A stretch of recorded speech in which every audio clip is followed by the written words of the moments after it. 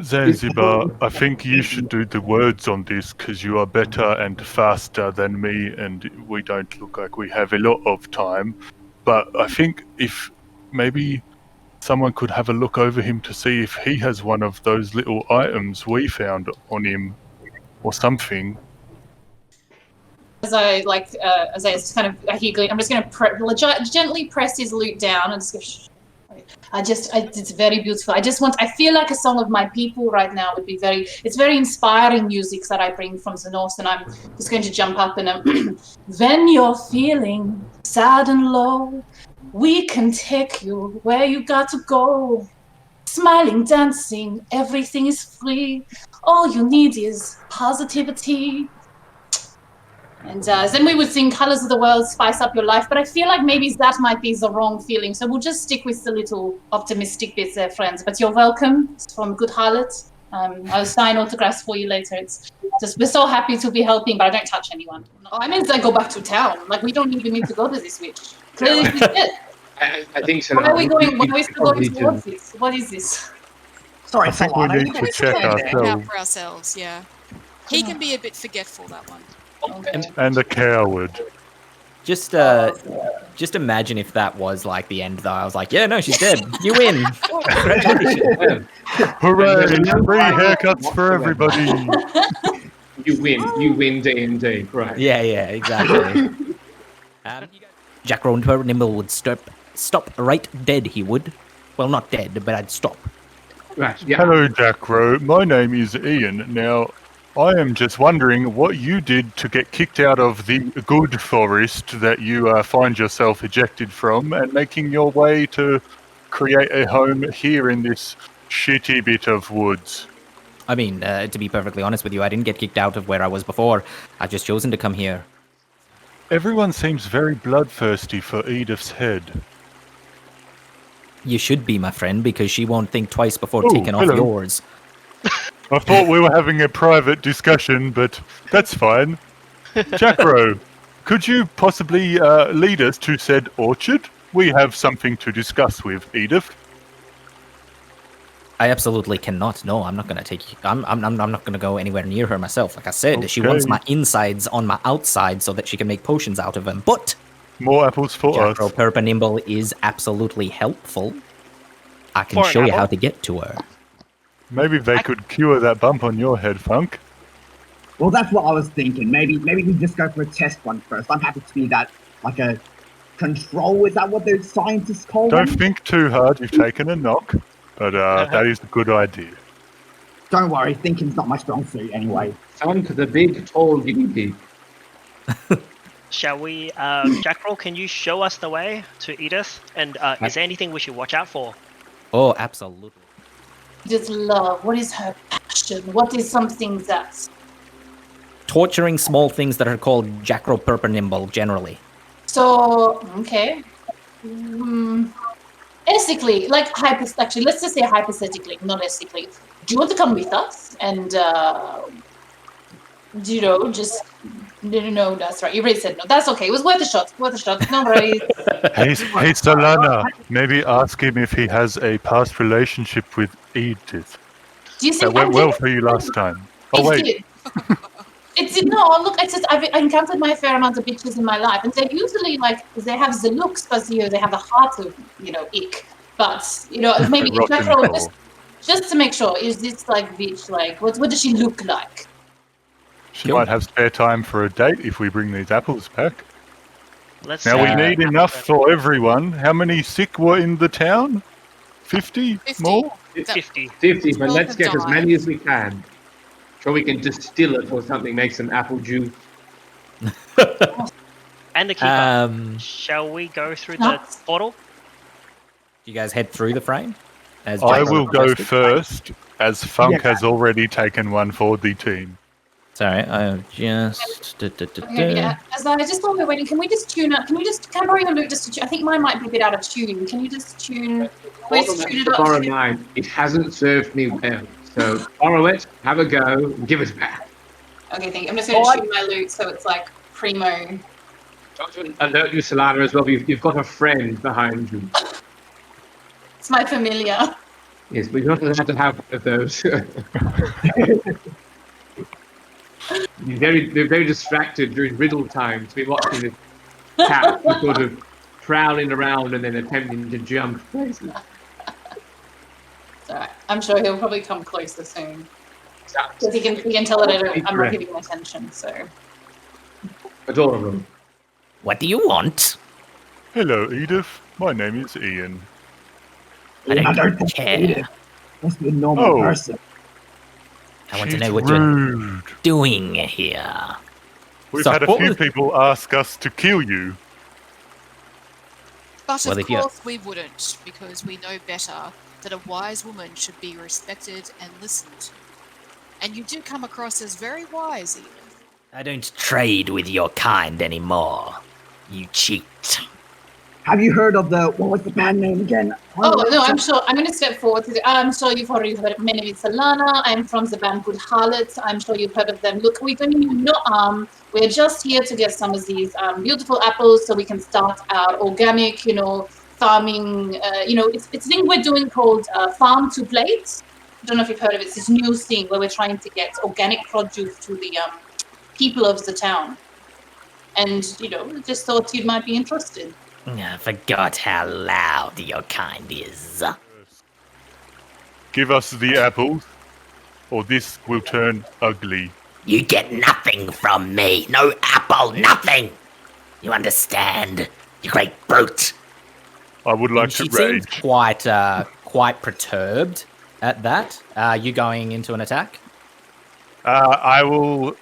Yeah, I don't know. I was kind of feeding off Alos, so if it looks like the shit is about to drop down, also Thunderstruck in the background. That was a very good music choice. Yeah, I'm ready to throw down on this lady. I'm going to reach down into the mud. and put Zanzibar, right though, some could probably mud talk me out straps. of it. Think about how it went with the savage folk and how we actually ended up better out of the situation than it could have actually been worse. And now They didn't cause this, and he's like white knuckled on his axe, but which they just did BT do dubs something is two wrong. big straight blade razors, like for shaving your face, but like massive. But they did terrible, terrible things, and we turned them around because we believe in our village and we believe in working together. So Zanzibar. They did it out of desperation. This Zanzibar. woman seems to do it for the mere pleasure of watching us suffer and she die. does enjoy punishment through. Solana's going to go and tap Ian on the shoulder. Ian, did you hear what she said about you? She said you have the dexterity of a rhino and only half the looks. No, she didn't. What's a I'm rhino? pretty sure she did under her breast. Go, get in there. Now, I will bow to the wisdom of Zanzibar, but you heard her, Zanzibar. She has not cared about the plight of our village. She has willingly brought this curse upon us, and now when we offer trade for these apples, she demands tribute, and she demands the pain, suffering, and possible death of another creature in kind. Yeah, that's not cool. No, it is not. Yeah, Edith, I mean, mate, I know you've got this thing going on with this little sprite guy, and, he's got lots of useful bits about him, but that's a squabble between you and him. We can't get involved. Bear with me, Dante. I'm just going to bring... Oh, no, he's already doing the countdown. All right, never mind. Wait, he stopped the countdown. Sorry, I just want to make sure I've got my stuff in order. I have... Okay, we are live. We are live. We are live to the internet. We are currently on Twitch. Well, it was smoother than last week, I suppose. When I Really? Wow. full on... Yeah, I full on ran off camera right as we went live, so... and was gone for like 5 minutes. So that was great. So, You're you very guys good at step... No one's died in mysterious circumstances. If there's ever been something wrong, it's a stabbing to the chest rather than to the back. Oh, that's a relief.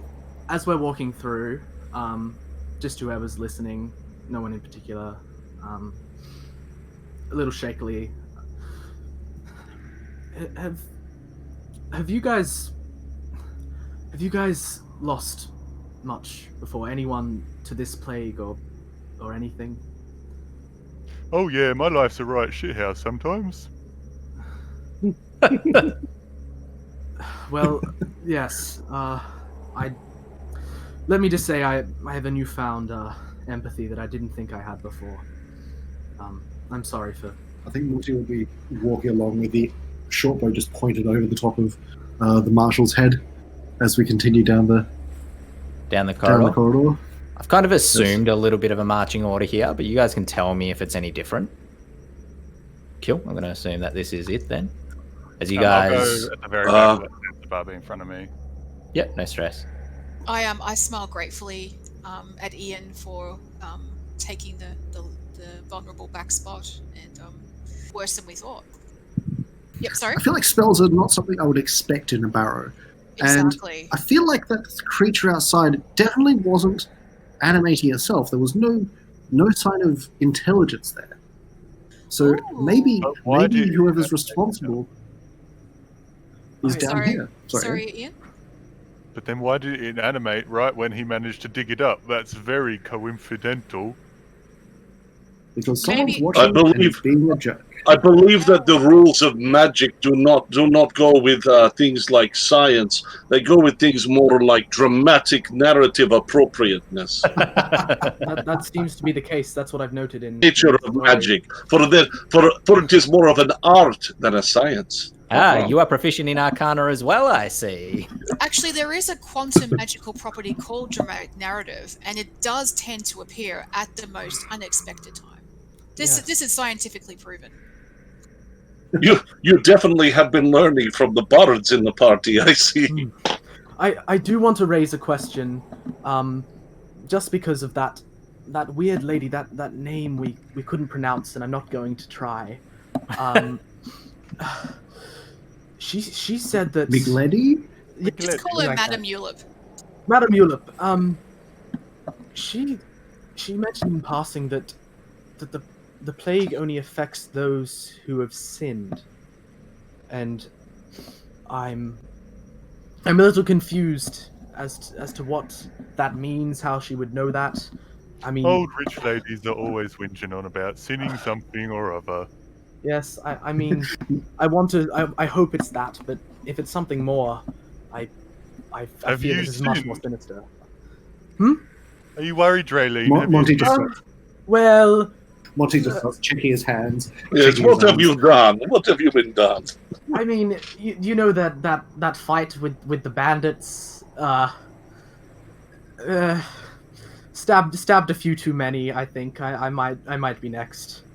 I hope it's not sinning. Did you go into a rage? Sometimes I find myself angry. I like to call it creative passion. Just whirling that sword wherever it ends up. You know, it's. Okay, you picked it back up out of that grave, then. Yes, well, that was the whole full stop to my. Oh. Yes. Oh, sorry about that, then. Yeah, that was a friend of mine, but anyway, let's continue on. As you guys come into, go ahead, Zanzibar. I'll pat poor Draylene gently on the shoulder and just feel sorry for those of the creative persuasion and how vulnerable they are to their emotions. My character doesn't understand it at all. Okay, fair. Thanks, Zanzibar. 20. I think I'd like turn to look and just hit a small stalagmite or something like coming out of the roof and just smack me right in the face, make my eyes start to tear up. Okay, cool. Tick. It looks all clear to me. You okay? Just checking. No, go with advantage, being invisible. 22. Ooh. Don't need no magic to be stealthy. That's pretty good. Cool. You guys begin your journey downwards, further south into the barrow. This kind of narrow tunnel, not entirely comfortable for Ian to move along, but it's not impossible either. It kind of twists and turns on its way down as you move downwards, and the sound of shuffling does get louder and louder, but there's no source of light or anything ahead of you. You get the smell of dust, maybe the slight kind of coppery smell coming back at you, but it's mainly kind of the sound of shuffling. coming to this one small chamber, nothing in here except for the brick, bricks in the wall, which denote who's buried behind the walls. Chamber has a small pillar in the center of it. Seems, you're learning that there's a distance between you and the next area. As you continue further south, I'll give you the description, but I won't necessarily load up the next area just until we decide whether the rest of the party will be coming with you. What you see in the southern catacombs is a kind of claustrophobic labyrinth of alcoves and side passages. It is impossible when you get into what you suspect is a larger chamber to see the entire chamber while standing where you are, kind of close to the entrance of it. This, in fact, you know what? I will load the next map for funsies to give you a clearer idea of what you're looking at. Let me just do that, and then I'm going to do this, and then I'm going to do that, and then I'm going to click on this. Monty, I can't see a thing. Are you still here? Still here. I can't see a thing at all. I'm human. I don't have dark vision. Oh, I thought you were on the other side of me. Yeah, it's very dark. It's good to know that you guys don't have dark vision. As you come into this next area, you can hear the movement. You can not see anything really, but you can definitely hear that there is something inside of this chamber. You can hear just the low kind of grumbling, the low sort of crunching of what sounds like chewing, masticating, small kind of grunts and growls inside of this chamber. You suspect that it would be considerably dangerous, even hidden as you are, to proceed further in here without being able to see anything, much less kind of the corners of the chamber. Yeah, you can see that you're emerging out of what appears to be like a little side corridor that leads into other spaces. Monty, do you want Can I to do a quick perception move to get while my... I'm right here? Yeah, I was going to say, could I do a perception to get a quick idea of sort of how many creatures are in here? Sure, make a like perception a bit better check. idea of just noise. Yep. Check perception.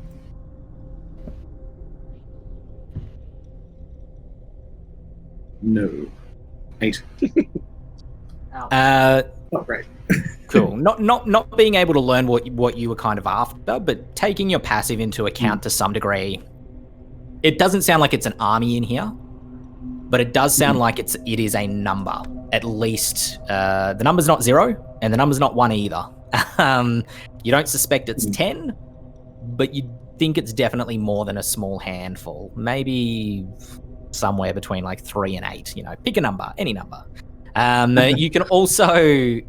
That's not the only thing. Like the shuffling of these larger creatures, which you're with the pitch blackness around you, your mind is probably, making it worse than what you would actually see, or maybe not. But you can also hear kind of just the deep, the high pitched kind of squeaking, what sounds like mice in this chamber as well. And it sounds like they're in great number. You can kind of hear the little, masticating sound of mice chewing through something as well. The smell in this chamber is coppery, but it's also quite dusty. Yeah, you suspect that you, if nothing else, you think that it would be dangerous for you and Barbarian to continue just the two of you.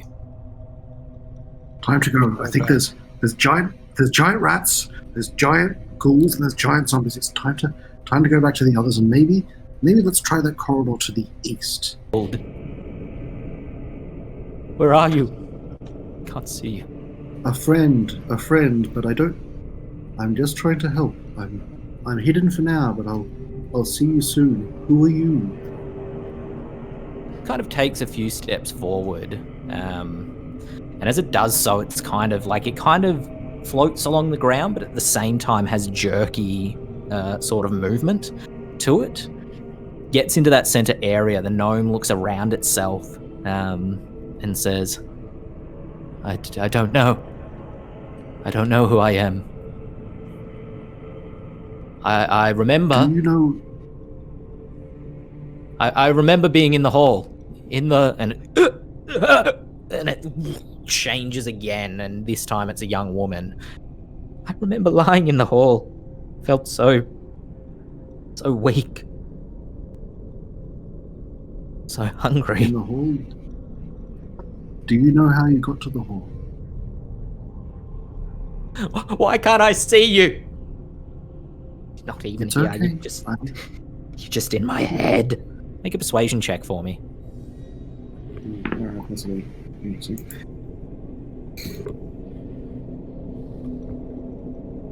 Whew, nice. I'll take that. Nat 20. Plus 3 Nice. for 23. Cool. You sort of calm it and it goes, no, you're real. You're a voice. There's so many. I'm a friend. I'm here. I'm here to guide you out of here. To guide you somewhere where you can sleep and rest.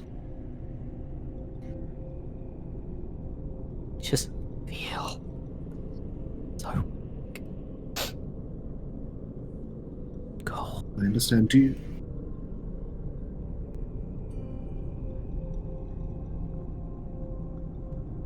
Who are you? How have you found us? Where are we? I don't... And it changes again. And you actually recognize this person. Maybe you don't know them personally, Monty, but you definitely saw them around town at some point. This is someone you may or may not have even heard that they had died of the plague. But they stand there and... How are you here? How are you here? We were sent to help. Do you know you're outside the town? We're under the barrows. It's okay. I'm a friend. My name is Monty. Monty? We've never met. I'm new in town, but my friends and I we're all here to help guide you to your rest, to help all of you. Come with me. Come, follow my voice. Follow my voice up into this room to the north. Cool. Travel to the northern to the chamber. room with the sigil. Oh, okay. If that's cool. right. Yep. Yeah, no, absolutely. How far do you go into the room? I want to go through, kind of coax them through, and ideally, can I loop around the sigil and see if I can coax them across the floor? Cool. Can I get you to make a Constitution save for me? Oh, that's going to be... Yeah. No, terrible. 12. As you step into that area where those kind of like ashes and embers float through the air, these, your best guessed, aftermath of the spell being successfully cast, and they contact your skin, they in fact almost appear magnetized towards you. It burns, and it also is freezing cold. You kind of can't tell which it is. Maybe it's so cold it burns, or it burns so badly it feels cold. You're not sure. The Wraith definitely follows you, but do you want to continue moving in this chamber, or do you want to divert where you're going? Oh my god. Wait there, I'm going to get my friends. Stay there and I'll come back and I'll be back soon to get you. And I'll duck into the room. Cool. And I might Can you just make a stealth check for me? Yeah. That Monty can do. And I still have advantage for that? Am I still... Yes, you do. You still have advantage. 19. Cool. You duck back to your friends waiting in the corridor. The Wraith, you suspect, has stopped behind you, but you're not quite sure. What did you see? I don't know how long I've got. I think it's... Someone's done something horrifying. Whoever it is, it seems to be all the souls, all those who had the plague. It's like they've been combined into somehow one terrible ghost.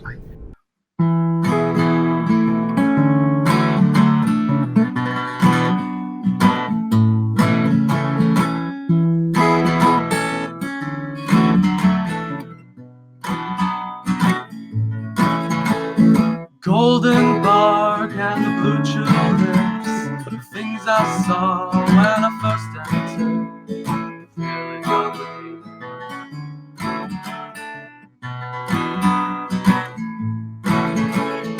Falling victim to the blood's bitter pain, we sat out there in the open rain to save people from their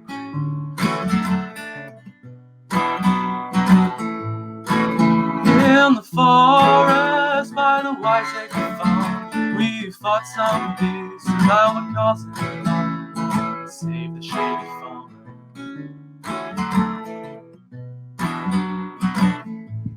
Deeper forwards as we sat out there, as the bacillus with its icy stay froze us to the ground.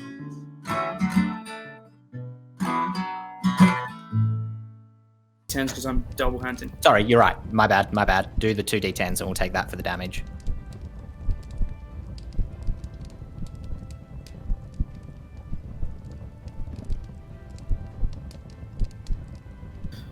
And I get to reroll natural ones, so this is fun. Mm-hmm.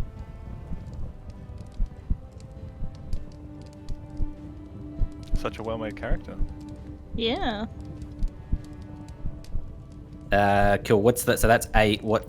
Add your attack strength bonus. What would the total be? 12 points of damage. Cool. You've got your second attack as well on the turn. I will do the exact same thing. Go for it.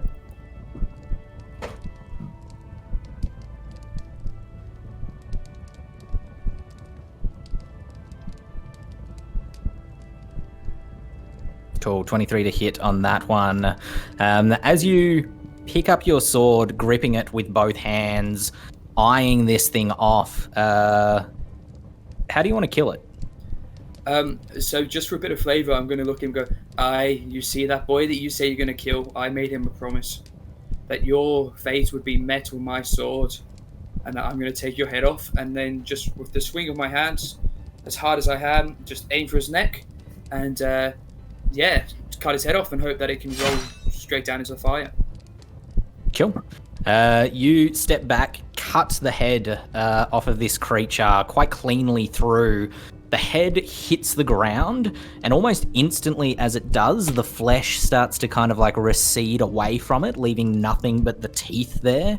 When it is nothing but a skull, you see cracks kind of like forming along the top of it, and then the skull cracks and breaks, turning into nothing but dust. The rest of the body actually begins to continue to swipe around for an uncomfortable amount of time after the head is removed.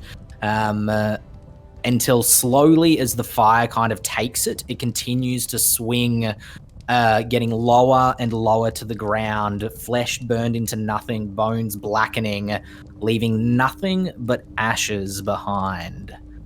Destroying, you think, the creature Branalik. Yay! Woo! Well done.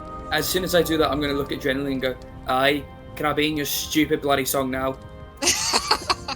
Okay, at this moment, just because it was like Branalik's go, can I release the major image I was gonna do? Yeah, absolutely. So I just released like a 20-foot wide sun in the middle of the room, just be like, ah, and have focused on this spell, envisioning it, and just poof the room, with the sun, just letting it go. I'm like, ah, yep, yeah, Eberic, yeah, whatever you want. Let's just.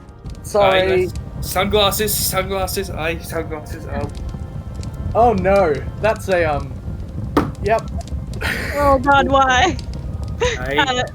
Let's leave. Let's leave. I'm getting out of this room as quickly as I can. Let's go. I'm Unless sorry. anyone stops him, Ian scoops as much of the ash onto the silver platter as possible and runs it out into the sunlight. So we can stand on the silver platter. I like the idea, Ian.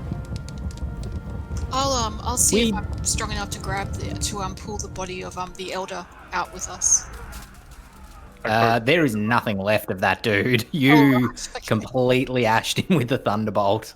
But you do find kind of like his tattered clothes, left behind, can find them basically the sigil of the Evergreen Garden still on his purse, or still kind of sitting there, picking that up, and can see the holes through it, caused by the lightning bolt, but knowing that, did what needed to be done. I'll we take go- that for memorial purposes.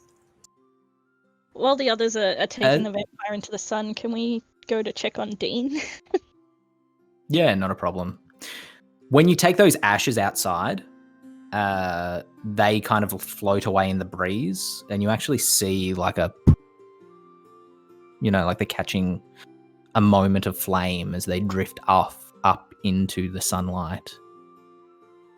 Dean Herschel, when you go to check on him, is okay, but still suffering from the illness. And as the next few days and weeks continue onwards, slowly but surely, everyone touched by the blood spittle plague sadly passes away. There is no cure, no way to fix it. Branalic's evil still touching the town, but no new afflictions occur. No new illness presents itself. And within about 6 months, 12 months, people begin to return to Woodhaven. Hearing the tales told of the 6 individuals who, when told to run and flee, remained behind, those stories undoubtedly told by 2 bards, and the other individuals of the party who were bought an ale around the table at the local log hall. Life does return to Woodhaven, but it is a slow return. It is a healing process that needs to be gone through. But eventually, the village returns somewhat to what it was.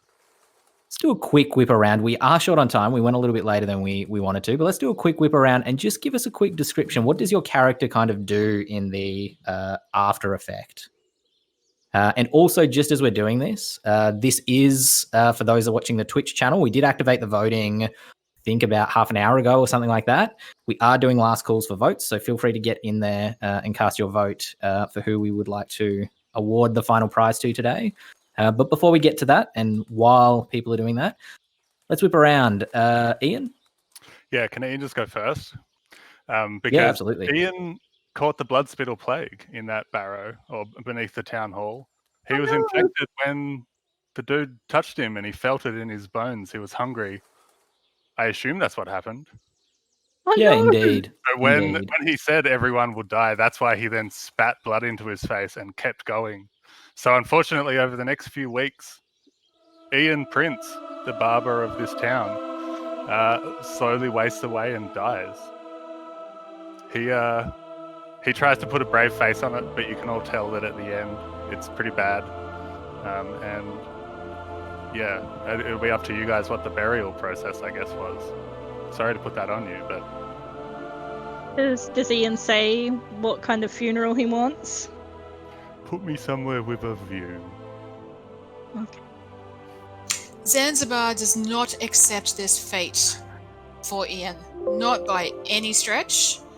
And she will go to see Edith at some point. She knows that perhaps we can't rescue you from your first fate, but perhaps such a powerful druid could help you live again in one form or another. But that's another story.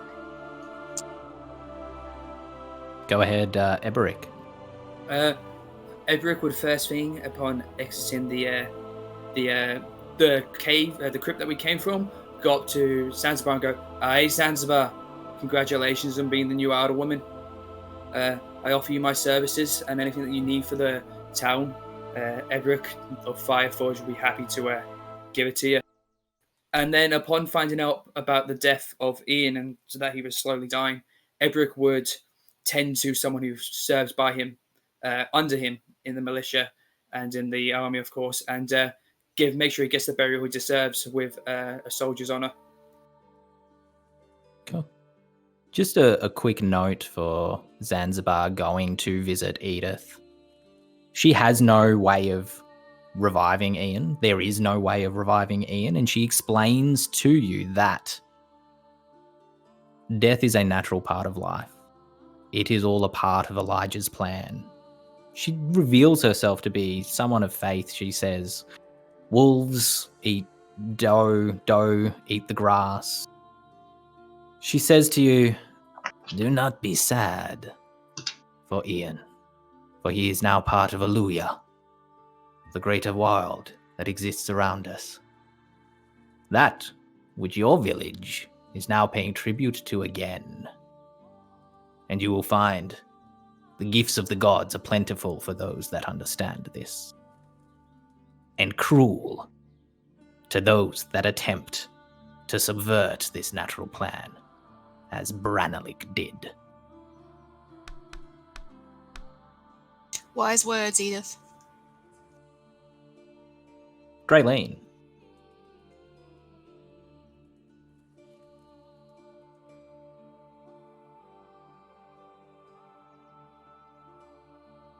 Okay.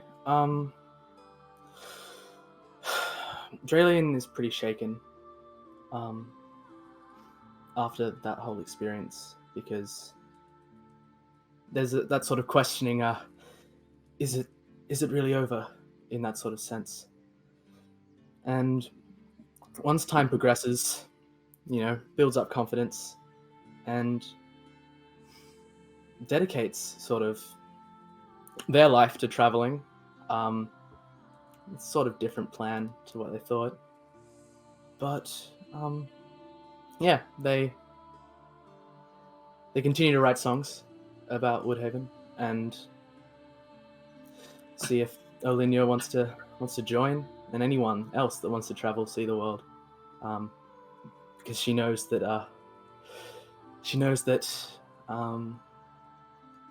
there's good people by her side right now, and they could be in the future if they wanted. Yeah, that's it. Alina. Alina will definitely travel with Draylene. Before they leave, she writes a couple of stories. Alina tells stories rather than sings. So she writes a story about there's the ballad of the city, the town of savage folk, which and about what they wanted. And she writes a story about Sarah and her valiant efforts to try and save the town.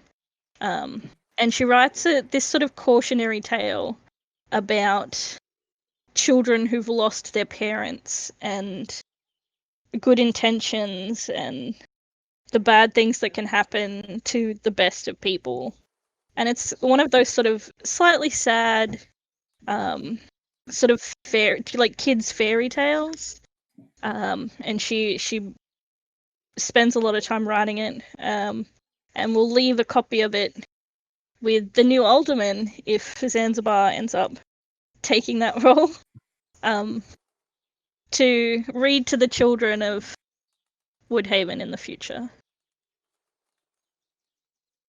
And finally, Quee. So, Quee would have spent a few days after this, and with the deaths of the people that had the plague and with the death of Ian, contemplating what she's doing. She came to Woodhaven to get away from a previous life, but was really didn't have much direction for the last couple of months. And I think having that sense of purpose with the plague, and having these people by her side, as couldn't have been said better than by Draylene, there's good people by her side now, and could be in the future. She'll consider what she wants to do in life. So she will actually take the bards up on the offer of travel and try and see a bit more of the country, and widen her horizons, because she has been quite sheltered till now. And Zanzibar, I just saw your message then. Go ahead. Zanzibar, is deeply grateful for what's happened, and she accepts the role as alderman. And the first thing she does is appoint Eberic to the council. And the second thing she does is set up a memorial outside the cave under the hall. But this has both an emotional and practical purpose.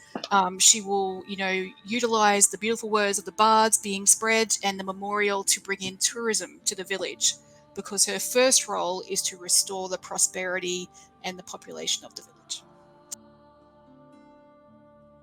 Does your characters find their way through life, finding prosperity, each in your own way, after what has happened in Woodhaven? Thus ends our story.